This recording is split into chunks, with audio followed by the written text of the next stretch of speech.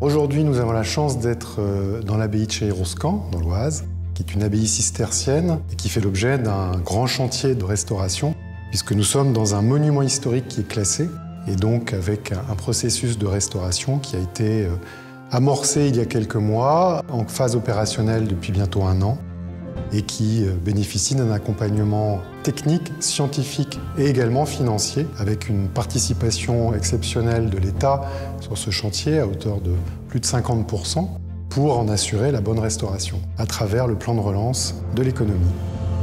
Le chantier de l'Aile de Lorraine, que vous voyez derrière moi, est un chantier à multiples facettes. C'est un chantier de restauration de monuments historiques classés, mais c'est également un chantier de réhabilitation. C'est-à-dire qu'on n'est pas resté juste avec un monument restauré. Notre objectif et notre programme est également de l'habiter pour accueillir les retraitants sur le site. Comment aborder cette restauration et quel usage donner à ce bâtiment? C'était tout le défi aussi de la réflexion sur cette restauration. Et une approche éco-responsable qui a été voulue dès le départ par la maîtrise d'ouvrage, que l'État a également accompagné dans l'idée de la transition énergétique. Le ministère de la Culture et la ministre de la Culture nous demandent également d'avoir une approche de transition énergétique sur les chantiers monuments historiques pour avoir un chantier exemplaire en termes de restauration et d'une approche particulière sur un développement durable. On est dans un cadre naturel absolument magnifique. Ce serait dommage d'avoir un chantier ultra polluant, comme on peut en avoir sur certaines opérations de bâtiments contemporains, c'est-à-dire de construction neuve.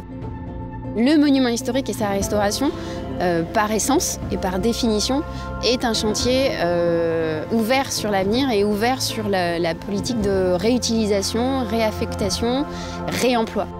L'impact écologique d'un chantier monument historique, elle est limitée. On utilise du sable dans les monuments historiques, on utilise de l'eau, de la chaux, du bois, des ardoises, des matériaux naturels, pérennes.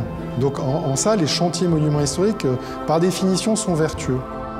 Le monument historique vit avec un cadre, vit avec un contexte.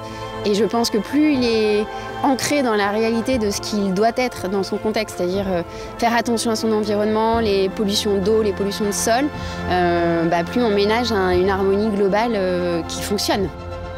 On garde l'esprit de la ruine et on vient s'intégrer à l'intérieur avec des besoins d'aujourd'hui et une approche d'usage d'aujourd'hui.